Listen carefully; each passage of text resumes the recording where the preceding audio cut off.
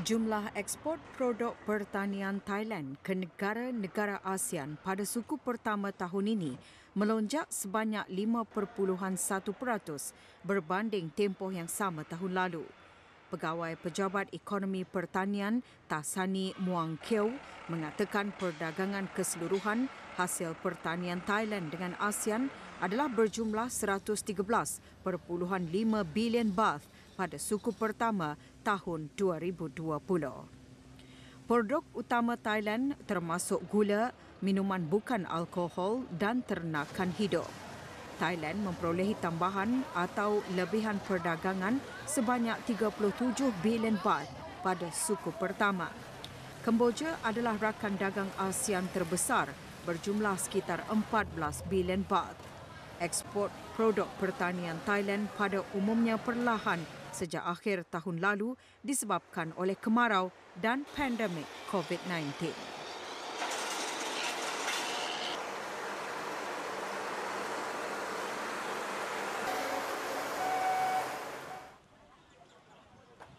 Hampir semua perniagaan di Thailand dibuka semula apabila negara itu memulakan fasa keempat pelonggaran pencegahan atau kawalan COVID-19. Di bawah langkah pembukaan semula, 95% perniagaan dan juga sekolah antarabangsa, ruang pameran dan tempat sukan diizinkan untuk dibuka semula. Pusat Pentadbiran Situasi COVID-19 CCSA yang meluluskan pembukaan semula pada Jumaat lalu juga turut memutuskan untuk menarik semula perintah berkurung pada waktu malam di mana ianya berkuat kuasa pada hari Isnin lalu. Usaha pencegahan COVID-19 Thailand kini memfokuskan pada kawalan perjalanan kerana kesemua pesakit COVID-19 yang baru adalah mereka yang baru kembali dari luar negara. Namun sempadan antarabangsa masih ditutup, hanya barang-barang keperluan yang dibenarkan masuk melintasi sempadan Thailand. Pada malam pertama hari pembukaan, keadaan dan pemandangan pelancongan terutama kota Pantai Pattaya masih dalam keadaan sunyi. Di utara Zoo Chiang Mai juga membuka kembali pintu kepada para pengunjung setelah penutupan selama 3 bulan. Ia menawarkan kemasukan secara percuma kepada semua pengunjung sehingga akhir bulan Jun. Walau bagaimanapun jumlah pelawat adalah terhad kepada 2,000 orang sehari.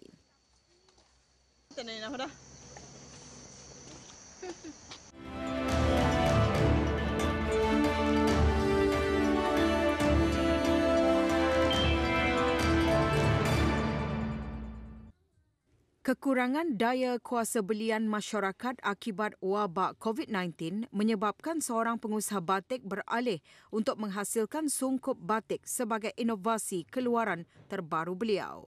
Pengusaha batik menyedari trend baru dalam industri fashion ketika ini di tengah-tengah masyarakat dunia berdepan wabak COVID-19 dan permintaan ke atas sungkup muka meningkat mendadak. Seorang tukang batik, Dewi Slamet Mar Joko, adalah salah seorang pengusaha batik yang mengambil trend ketika ini sebagai pasaran yang berpotensi. Dewi, pemilik pusat batik buatan tangan di daerah Bumiaji, kini menghasilkan sungkup batik berikutan permintaan produk berkenaan yang semakin meningkat. Berikutan wabak ketika ini telah memaksa Dewi mencari jalan alternatif dan memandangkan penjualan batik pada umumnya adalah rendah. Dewi melihat sungkup batik buatan tangan sebagai sumber pendapatan alternatif dalam perniagaan. Topeng yang dihasilkan ini bukan saja hanya untuk melindungi pelanggan dari virus, tetapi juga satu produk menarik pelanggan. Sungkup muka direka dengan cantik untuk memenuhi keperluan fashion semasa. Ia dibuat dalam 2 lapisan dan orang dapat menjimatkan lebih banyak wang kerana ianya boleh dicuci dan digunakan berulang kali. Walaupun pasaran batik tempatan belum pulih sepenuhnya, Dewi merasa optimis ke atas sungkup muka batik buatan tangannya dapat dijual dengan baik ketika ini.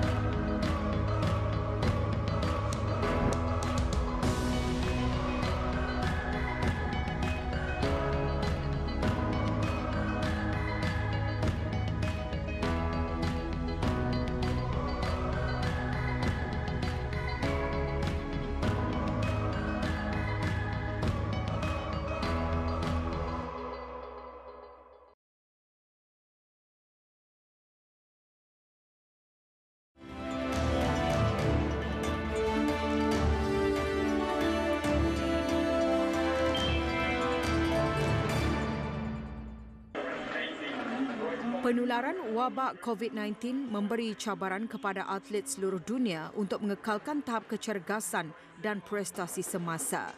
Buat pelumba kereta rally profesional Malaysia, Muhammad Syakirin Razaki, ianya satu cabaran terbesar memandangkan sukan yang dicuburi melibatkan komitmen latihan bersama jentera lumba dan perlu berada di litar sepanjang masa. Bagi mengatasi perkara itu, pelumba berkenaan bertindak membina simulator perlumbaan di rumahnya sendiri. Menurut Muhammad Syakirin, simulator yang dibina dengan menggunakan konsol permainan sebagai platform utama turut diubah suai dengan beberapa kelengkapan jentera lumba sebenar bagi menambah kualiti latihan dan kemahiran yang diperlukan.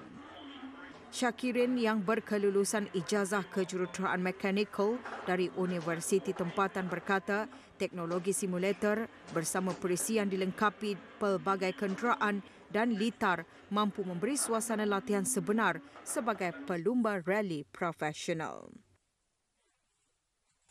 Sepanjang tempoh PKP ini, saya sebagai seorang pelumba rally sepenuh masa agak terkesan dengan tempoh ini dilaksanakan dan terpaksa membelanjakan sebahagian duit saya yang agak besar untuk membina rally ini agar dapat mengasah skill saya supaya tidak tumpul dan dapat membantu saya untuk pergi lebih jauh di masa akan datang.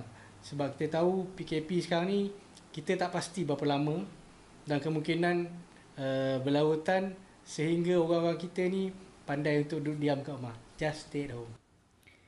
Lebih menarik, simulator ini juga memberi peluang kepada Syakirin berlumba dengan pelumba profesional lain dari seluruh dunia secara dalam talian. Walau bagaimanapun, Syakirin turut menanggung kerugian dengan situasi semasa berikutan beberapa bakal penajam musim ini terpaksa menarik diri kerana penganjuran perlumbaan yang terpaksa ditangguhkan. Pembabitan Syakirin 35 tahun dalam perlumbaan kereta rally bermula pada 2012. Pada tahun yang sama, dia merangkul podium pertama bersama rakan sepasukan Azmir Yusri melalui penampilan sulung pada kejuaraan rally Malaysia dan sejak itu memberi fokus sebagai pelumba sepenuh masa. Realiti baru ini datang dalam bentuk digital akhir tahun 2010 menyaksikan dunia beralih dari analog ke era digital. Dalam 10 tahun terakhir, teknologi berkembang pesat dengan penemuan telefon pintar yang berfungsi sebagai pintu masuk orang untuk mengakses internet. Namun dunia tidak bersedia menerima sepenuhnya teknologi digital kerana masih ada sisa teknologi analog dan amalan konvensional. Namun pada awal tahun 2020, populasi dunia terkejut dengan wabak global coronavirus yang memaksa dunia untuk sepenuhnya berubah menjadi teknologi digital. Menteri Malaysia di Jabatan Perdana Menteri Mustafa Mohamed berkata, COVID-19 telah mendorong ekosistem digital yang menyebabkan rakyat Malaysia membiasakan diri dengan teknologi digital. We have changed the way we do things. We work from home. Yeah, that's becoming very common. We do many things online. There's been a major push for government to accelerate digitalization. So COVID-19, very serious health crisis, but at the same time, provided us a very wonderful opportunity to move forward in achieving the digital agenda. Beliau seterusnya menambah krisis kesihatan telah membuktikan betapa pentingnya dunia untuk menerima perubahan digital. Mereka yang tidak bersedia untuk perubahan itu akan menerima tekanan besar dari krisis ini. Oleh itu, kerajaan Malaysia komited untuk menggunakan teknologi digital sepenuhnya untuk menambah dan mengembangkan ekonominya.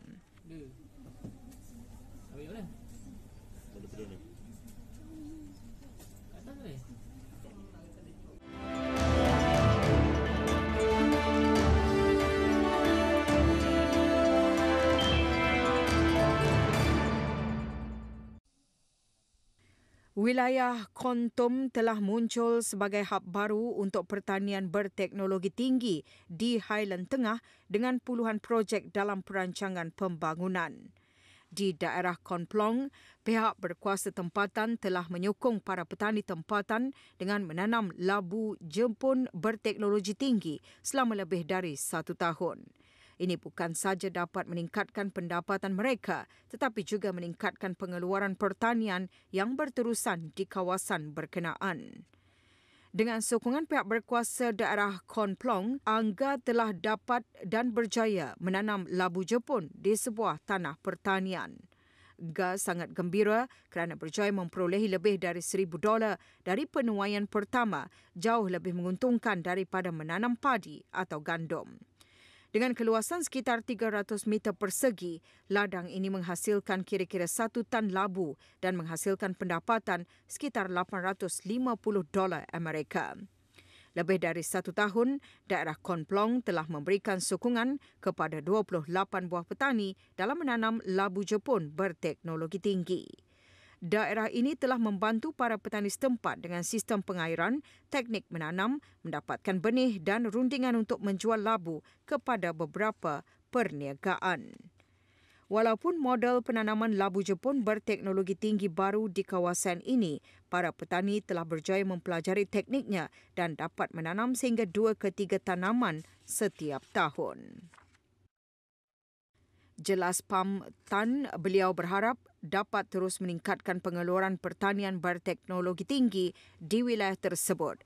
Mereka juga berhasrat untuk membiasakan petani dengan model baru terlebih dahulu dan kemudian secara beransur-ansur mengubah amalan pertanian mereka sepenuhnya. Daerah Kon Plong berharap dapat mengikuti model pengeluaran pertanian berteknologi tinggi di kalangan penduduk dan mempromosikan latihan untuk para petani. Ini bukan saja dapat meningkatkan pembangunan ekonomi tempatan tetapi juga menyumbang kepada pengurangan kemiskinan yang berterusan.